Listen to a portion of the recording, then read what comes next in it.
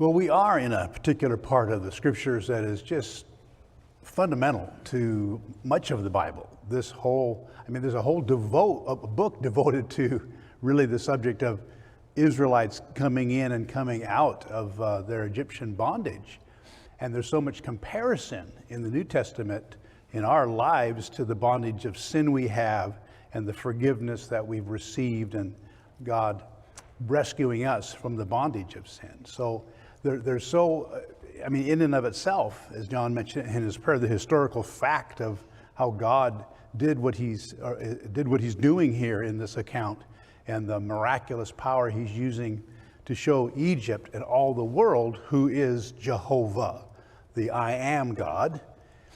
And he's doing that, but he's also, it's something that will for generations be shared with the people of Israel, and all the world will know who God is. Of course, after so many generations, if parents aren't teaching their children and reminding them of the stories, and we'll see that a number of times here in this account as they are, we're in chapter 12 here, where the Passover feast is being introduced. And a number of times we'll see where he says, and teach this to your children. And when your children ask you, what is this all about? Why are we having this lamb? And we take it on the 10th day, we sacrifice it on the 4th day, and then for 7 days we can only eat unleavened bread in our house.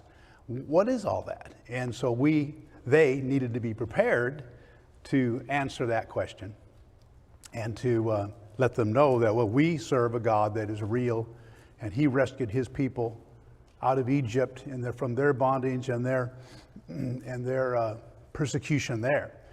And so we need to do the same thing as we have the spiritual things which we do day by day. Why are we doing this, the kids would say, and we need to be able to answer them. But what is the reason for this? The Lord's Supper that we have. Why is it we do that every Sunday?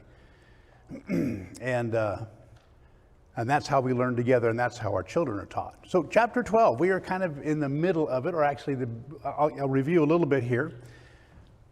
We are just about ready. We're on the doorstep of just a few days away from the Israelites coming out of Egypt by the powerful hand of God. We've had 9 of 10 plagues so far. The final plague is going to be the death of the firstborn child in Egypt, and that includes not only people but also animals. And so we've introduced the Passover feast, and let's just kind of review here in verse 7 of chapter 12. Then the whole assembly of the congregation of Israel shall kill it, that is the Passover lamb. We'd have to start from the beginning, but I don't want to do that. To kill it at twilight, and they shall take some of the blood and put it on the 2 doorposts, on the lintel of the houses where they eat it. Then they shall eat the flesh on that night, roasted in fire, with unleavened bread, and with bitter herbs they shall eat. They shall eat it. Do not eat it raw, nor boiled at all with water, but roast it in fire, its head and its legs and its entrails. You shall let none of it remain until morning, and what remains of it until morning you shall burn with fire. And thus you shall eat it with a belt on your waist, your sandals on your feet, and your staff in your hand. So shall you eat it in haste. It is the Lord's Passover. And all this is signifying, as we see as we go on here, that they're just about ready to leave. So this is how we're having this meal, and this is how we want to remember this from generation to generation. Verse 12. For, here's the reason he says, for I will pass through the land of Egypt on that night, and I will strike all the firstborn in the land of Egypt, both man and beast, and against all the gods of Egypt I will execute judgment. I am the Lord. I am Jehovah. I am God, the God that exists. So that name means. Now the blood shall be a sign for you on the houses where you are, and when I see the blood, I will pass over you.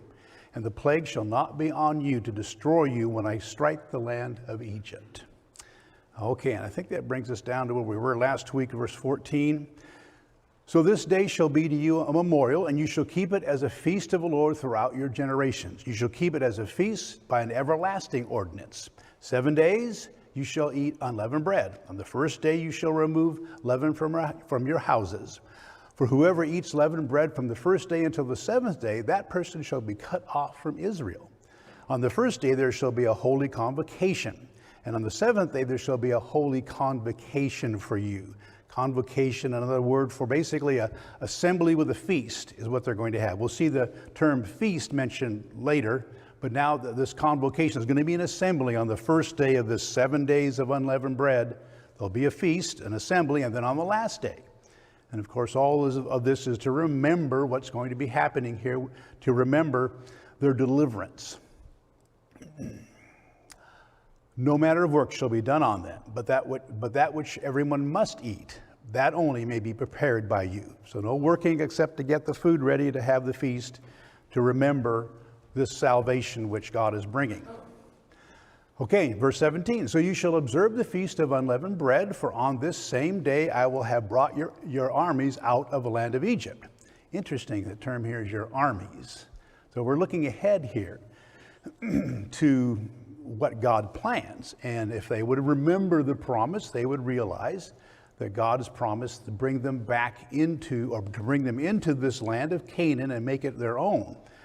Well, guess what? When they get back to Canaan, the people there aren't going to say, here's the keys to my house.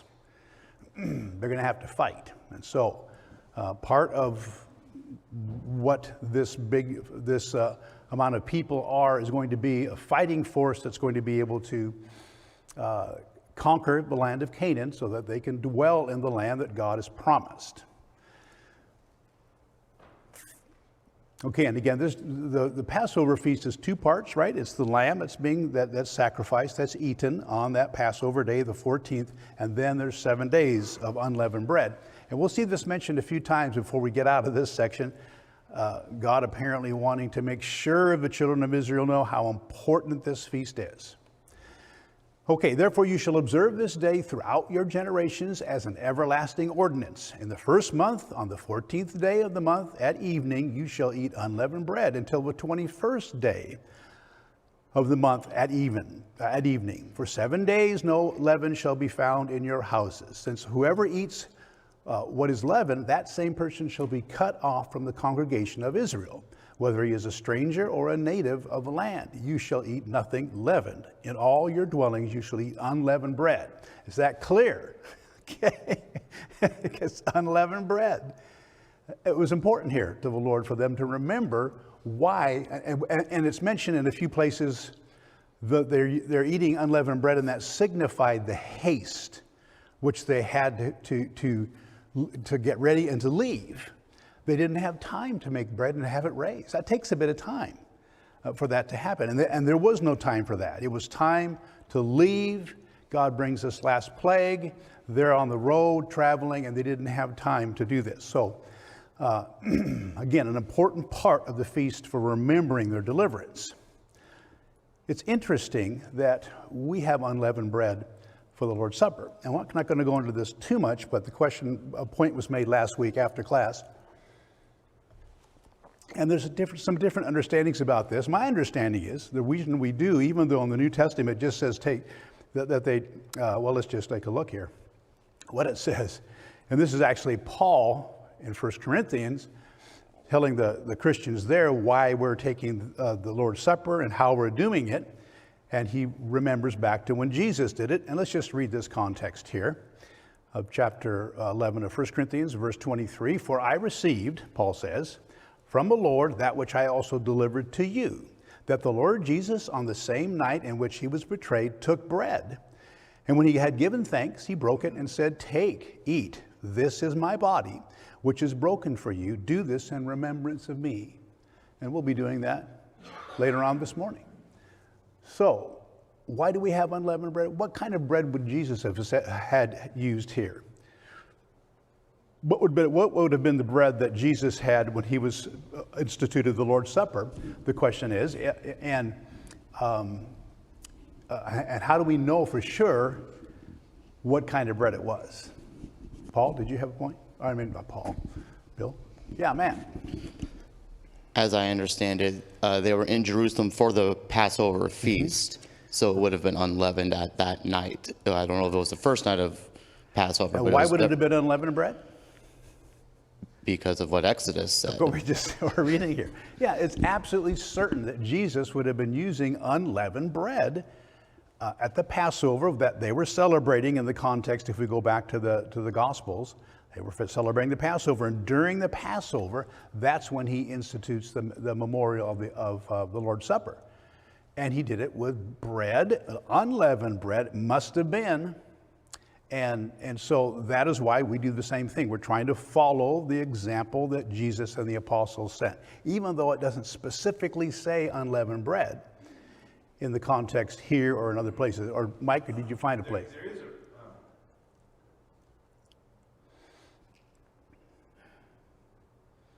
There's a reference in the New Testament about Christ being our Passover? Reference to the unleavened aspect of it, but I'm unable to find it. So Yeah, I think you're talking about over in 1 Corinthians chapter 5 or 7. And we're actually going to, during the Lord's Supper, we'll mention that passage. Since we happen to be right in the middle of the Passover feast in Exodus, we'll bring it up, the passage you're referring to on the table today. And yeah, there it talks about the unleavened representing the sin, or rather leaven representing sin. It's a figurative thing. We used a few times in the New Testament, and that we're to celebrate the feast with unleavened. And it's a little bit of a difficult passage. And some make the point that they believe that the reason we don't have unleavened bread is because leaven represents sin and unleavened represents sinlessness. As in that particular I mean, we can go back and look at that if you want. yeah, that would be 7 and 8. Yeah, there's a bit of, we can take a moment there. And it's not the easiest passage to understand, but we'll take a look at it. Okay. It's not on my screen here. We did actually reference that last week. Could almost go back and look at that. Would you like me to read it? I have it. Go ahead. Okay. So we're in 1 Corinthians 5, and Paul is exhorting the church in Corinth. He says, let me just say for a second, okay, Mike, the context is, if you go back to the first verse, it's actually reported that there is immorality or fornication among you of such a kind that does not exist even among the Gentiles, and someone has his father's wife. So he's talking to the context of Christians that are in sin. And so then he says these things that you're going to be reading there. Where are you going to start? I was just going to start with verse 7. I think it has a broader context than just the immediate application. But in 1 Corinthians 5:7, cleanse out the old leaven, that you may be a new lump, as you really are unleavened. For Christ our Passover lamb has been sacrificed. Let us therefore celebrate the festival not with the old leaven, the leaven of malice and evil, but with the unleavened bread of sincerity and truth. So it seems to me to be hearkening to the idea of the Passover and the significance of the unleavened bread still being something that's recognized. And it could be there. I don't see it plainly that way, because what he's talking about here, celebrate the feast. What feast is he talking about? I think what he's talking about in a figure is that Christ is our Passover. He is the one who's come and rescued us from the bondage of sin. And so we want to celebrate that feast. I don't think it's the Lord's Supper here. I disagree. It's life, is that we want to live our lives without sin. I think that's what the context is there. It's not an easy one. I got it. Some people believe it's talking about specifically, but this is not the Passover, right? This is the Lord's Supper. It's not the same as our Passover. Jesus is our Passover. Right. This depicts Jesus, our Passover. As a Passover. Yes, you're right. Right. So it calls leaven, malice, and wickedness here. So it does. it's applying it, like you said, to our lives, right? I think so. Right. I think so. And again, I think Brother Mike agrees, or it kind of goes along with what you're saying. I don't know if I can prove that. I do know that one reason we use the unleavened bread is because of it had to be what Jesus was using when he was celebrating the Passover. So yeah, let me look at this again here. I'm looking at my wrong or different context. If you go back up in the context, they're actually talking about withdrawing from this person who is in sin. He says in verse 4, in the name of our Lord Jesus, when you are assembled, and I with you in the Spirit, with the power of our Lord Jesus, I have decided to deliver such a one to Satan for the destruction of the flesh, that his spirit may be saved in the day of the Lord Jesus. So he's talking about this person that's in sin, and what Paul is determined to do by, of course, the authority of God is to separate from him and to deliver him to Satan. And verse 6, he says, your boasting is not good. Do you not know that a little leaven leavens the whole lump of dough? So in that case, he's talking about, as is used a few times in the Gospels, leaven is representing sin. And when you've got sin in one person and you leave it there, then it's going to affect the entire group eventually if you don't deal with that. The congregation's attitude toward it too. And that's right. They're boasting that they have this guy here that's with his father's wife, living with his father's wife, which is a sin, right? And they're okay with it, and they're actually boasting. So what's that going to cause to happen with the rest of the congregation? Well, I can do something like that and be okay. Or And you're boasting that nothing's wrong. yeah, but Congregation, there's nothing wrong, and they know there is. right. Okay, so he says, clean out the old leaven, verse 7, that you may be a new lump, just as you are, just as you are in fact unleavened. So he's saying, clear out the leaven, meaning sin, so you can be a new lump that's unleavened and not living in sin, right? For Christ our Passover has been sacrificed. Let us therefore celebrate the feast. That would be in significance, the Passover feast, but I think it's figuratively, because we don't actually keep the Passover feast anymore. But let's celebrate this feast, which is our feast of our life. Jesus, our Passover, not going to be in sin anymore. We're going to be living purely and trying to be sinless. Nor with the leaven of malice. Where am I here? Let us therefore celebrate the feast, not with the old leaven, nor with the leaven of malice and wickedness, but with the unleavened bread of sincerity and truth. So my understanding on that is he's talking about, this is an application of life. We don't want to be like this guy that's gone off and living with his father's wife. We want to be doing what's right. We don't want to have the leaven of sin in our life. We want to be unleavened. And Jesus, our Passover, who has rescued us from sin, we want to be living with him according to a righteous life, trying to do doing what's best. So I'm recognizing what you're saying is possible. Yes, I agree with that. Could be a reason why we have unleavened bread. I don't think it is, but that's just my understanding. Yes, brother. So I think it's similar to what Paul does in Romans chapter 6, where he talks about, baptism, and then he talks about death, burial, and resurrection. Mm-hmm. They're just connected, and I think that as Paul mentions leavened and unleavened, naturally would come to the mind of the Corinthians the fact that on a weekly basis they observe this Lord's Supper, which is spiritually the Christian's Passover. Christ,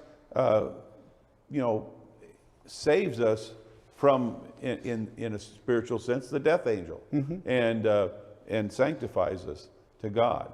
And so that's what I'm seeing in it. Yeah, I got that, and I think it's perfectly fine to have that understanding, and I think you may be very well right.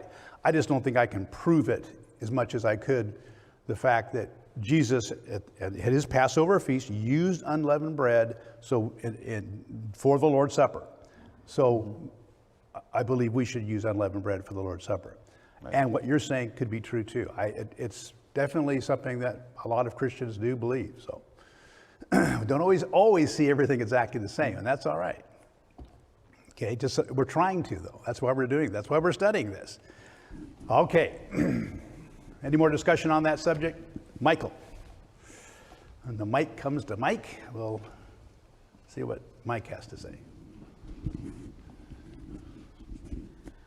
So maybe maybe this has been redundant. In fact, I might even be repeating what has been said. But anyway, I just look at, you're right. I would not feel comfortable. I can't, can I prove it absolutely? I feel like I can, but maybe not, that it was unleavened. But I would not feel comfortable. I wouldn't worship in a place that used leavened bread, because some do. Before I became a Christian, I was with some. But I just look at 1 Corinthians 11, where Paul is talking about the Lord's Supper, and the Corinthians are messing up, but he's talking about it, and he refers to it. He refers to the very first one that Jesus set up. And he quotes Jesus. And it just seems to me he's saying, here's our model. Isn't that what he's doing? Here's our model. And we do know for a fact, absolutely for a fact, that they could not have used leavened bread because they would be cut off by God. So Jesus used unleavened bread. Paul says, here's our example. And I just, so that's where I'm at, even though it may not be absolute. Yeah, that's the same thing that I've been saying. And I think also the point that Mike made could be true also, is that an additional meaning is, since leaven oftentimes represents sin in the scriptures, unleavened represents the lack of sin. I can see that's a possibility. Me too. Okay. All right. Anybody else?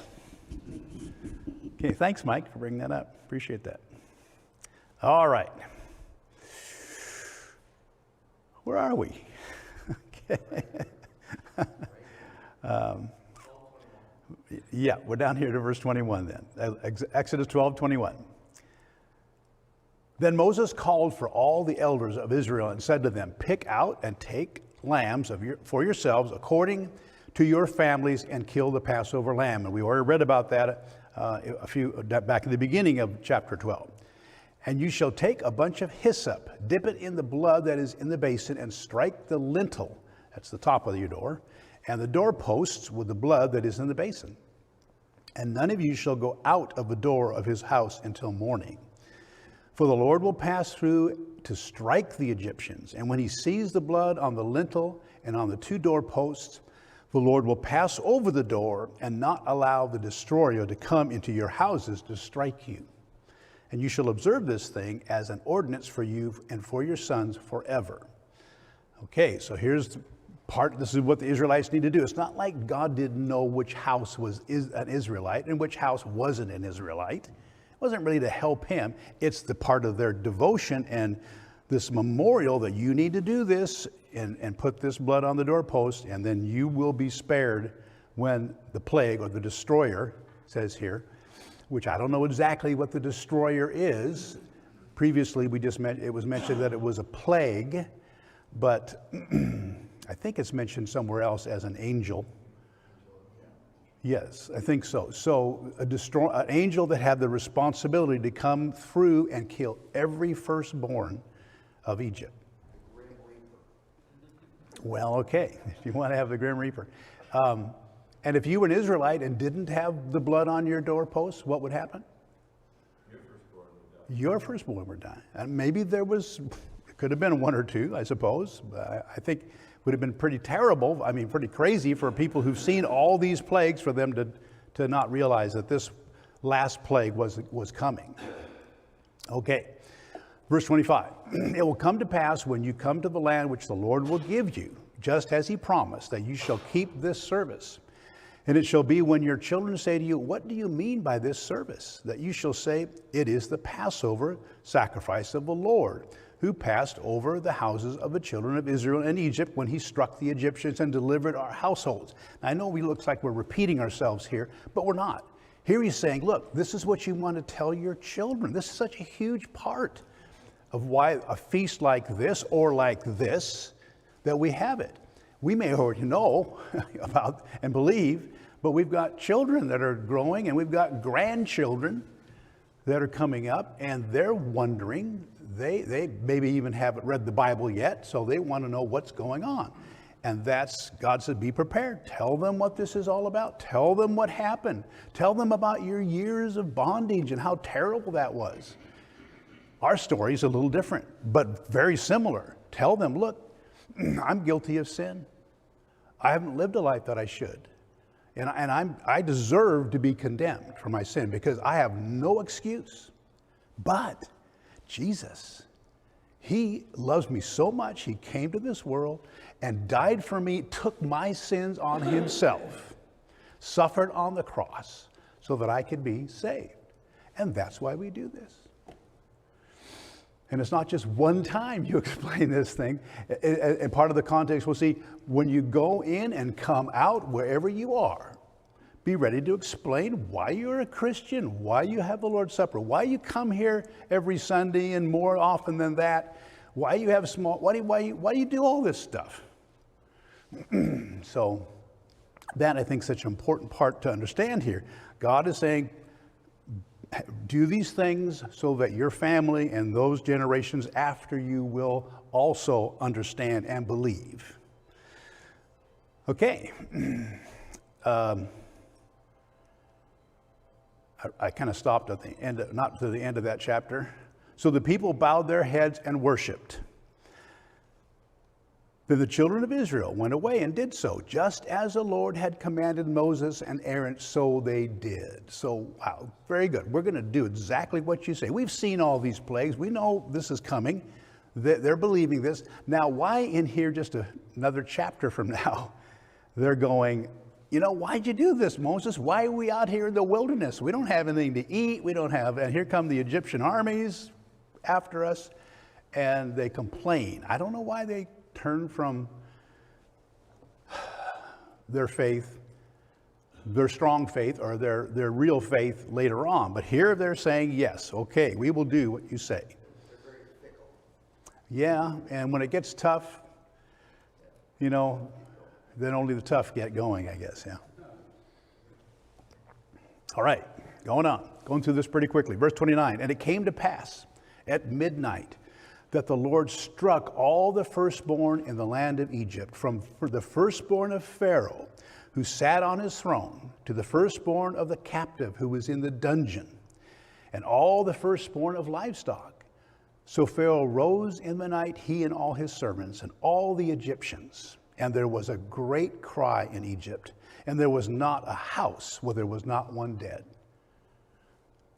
And that's huge. I mean, we're talking here 1 million people, probably at least, maybe 2 or 3 million residents in Egypt, and there wasn't one house where there wasn't somebody dead, or out in their barn or on the field there was a lot of dead animals.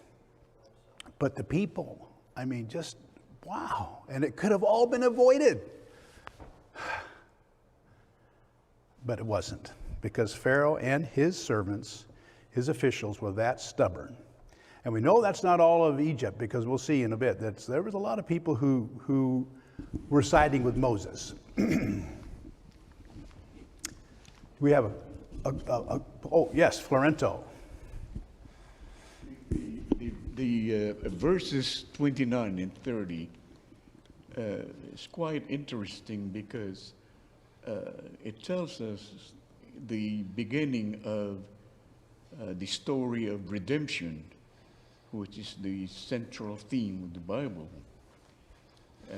That started when the first child of the Egyptians died, and the children of the Israelites were spared because of the blood that was put on their door frames. It's interesting to note that it was the putting of the blood on the door frames was a precursor to what would happen many, many years after. Yes. The death of our Lord on the cross. Yes. It is then that chapter would tell us that is when the story of our redemption really started. Yes, and actually before that as well, but this is certainly a great representation. It's a type of our redemption that we have in Christ. Yes, very much so. And so as we're looking at this, and this is really a physical redemption here.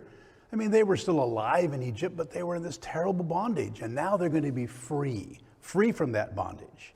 We were still alive in sin. Well, no, we were dead in sin, but as the scripture says, but physically we were still alive, but we weren't living, not really, serving Satan, and ourselves and not God.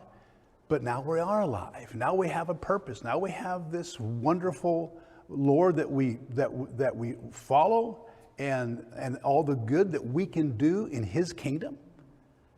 I mean, that's living. Before we weren't really living. So yeah, good point. Yeah, Mike. Two things.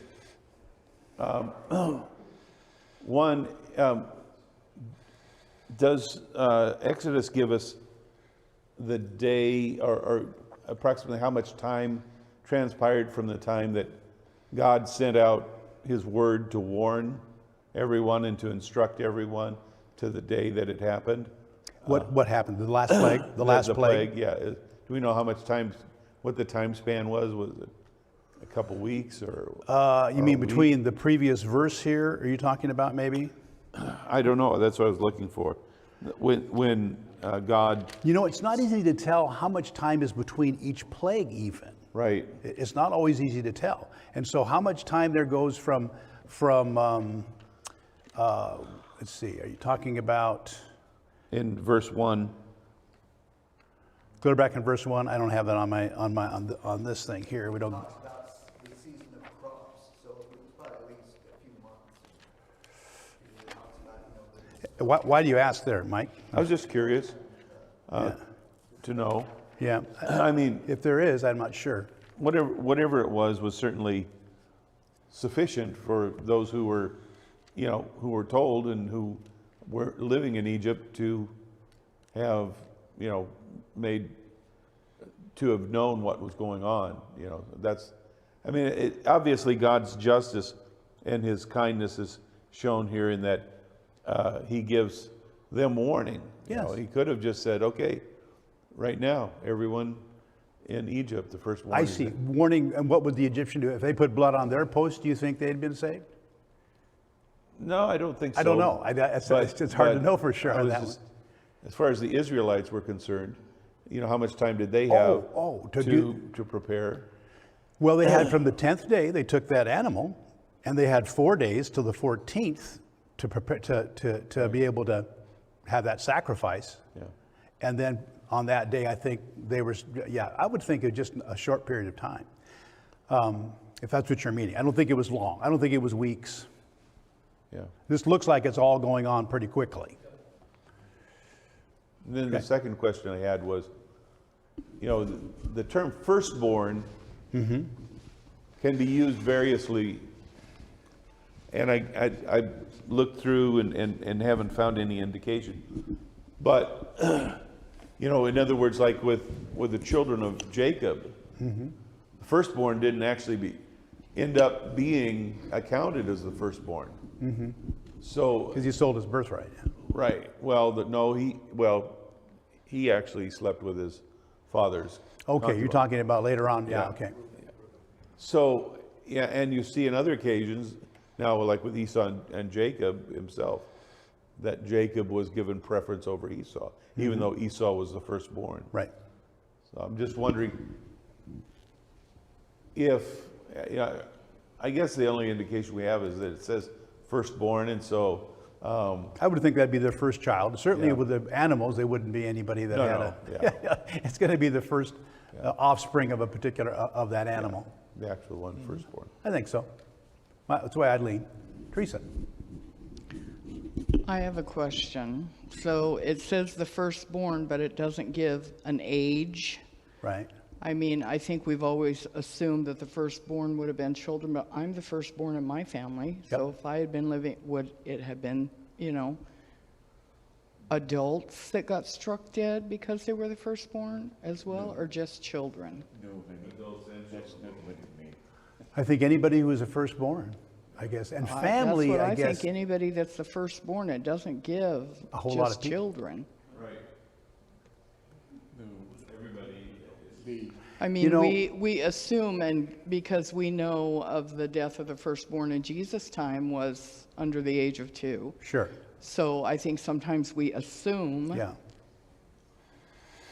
There'll be a lot of firstborn people here. So I mean, and so it may be the firstborn of those adults who were living then at that time. It's possible. It doesn't say anything. Doesn't If say every anything firstborn, like that would have been a lot of people. Can I? Go ahead, Frank.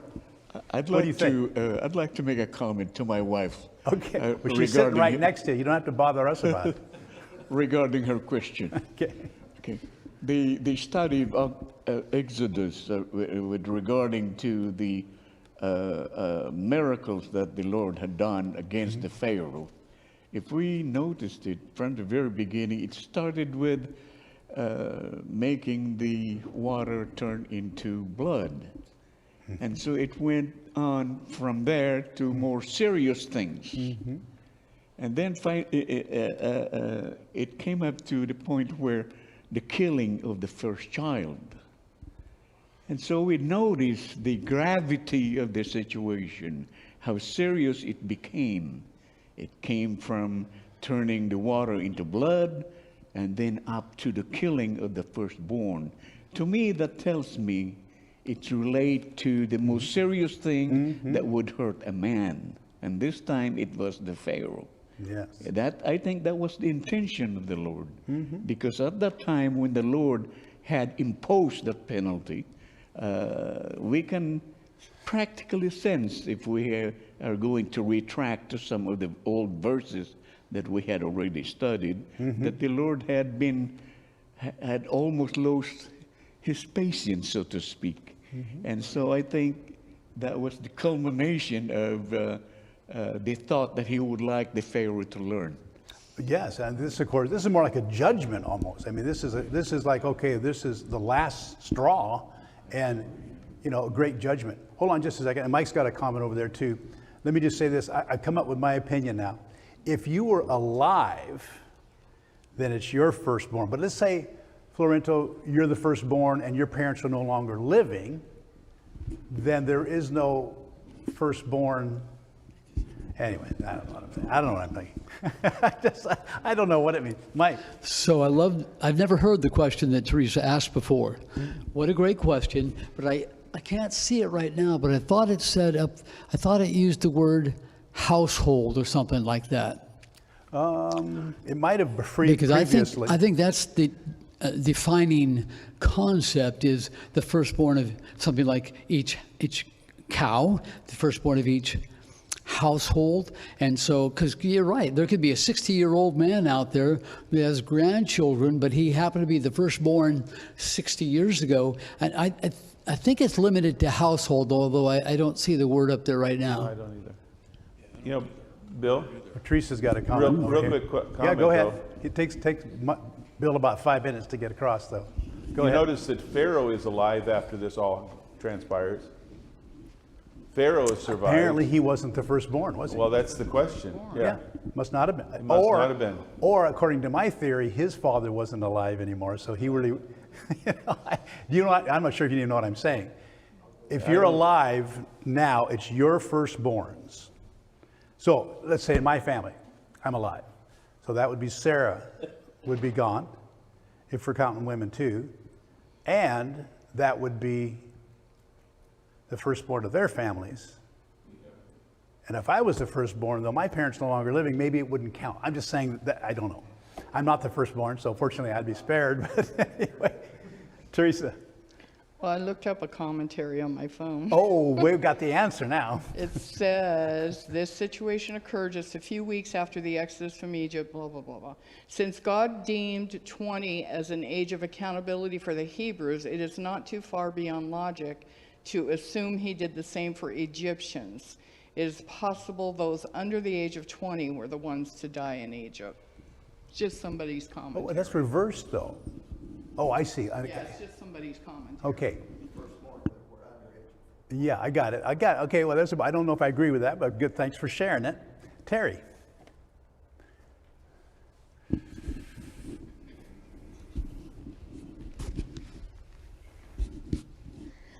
In verse 29, it said, "It came to pass at midnight that the Lord struck the firstborn in the land of Egypt, from the firstborn of Pharaoh, who sat on the throne, to the firstborn of the captive who was in the dungeon, and all the firstborn of livestock. When I look at that, I don't see any, exceptions. I Well, mean, what I see is from the firstborn of Pharaoh to the firstborn of the captive, these firstborns were firstborns of people who were living. Yeah. And Right. Pharaoh at this time was not the firstborn. No, Pharaoh must not have been the firstborn. Yeah, he was not the firstborn. But it makes no distinction between the firstborn of humans and the firstborn of the animals. No, doesn't It's seem to. just a blanket statement. And to get every household to have a firstborn, that's, not everybody had children. Not everybody what? Had children. True. But they might have been children of somebody who was living, so, yeah. And I think so it's every house where there was somebody who was a firstborn, there was going to Right. be somebody dead. When God set regulations on the Jews, those were regulations for the Jews. I don't think they made the distinction into the You're talking about Teresa's Gentiles. comment? Is that what you mean? No, actually, I'm just stating, I don't think he carried the Jewish law over to the Gentiles Okay, or the Egyptians. I think it was the firstborn. okay. Because, I've heard, was it the children, or was it this, or was it that? And I think it's just a simple statement. It was the firstborns. There you go. I wouldn't have been around. Okay, could be. Okay, well, it doesn't, actually, it really matters. It's things that we wonder about. But as you say, it's as it says. Whatever that exactly means, it's what it is. Okay, we got a couple minutes. I want to get to the end of this context if we can. There was not a house where there was not one dead. Okay, so here we got Pharaoh. Then he called for Moses, that Pharaoh did, and Aaron by night, and said, "Rise, go out from among my people, both you and the children of Israel, and go serve the Lord as you have said.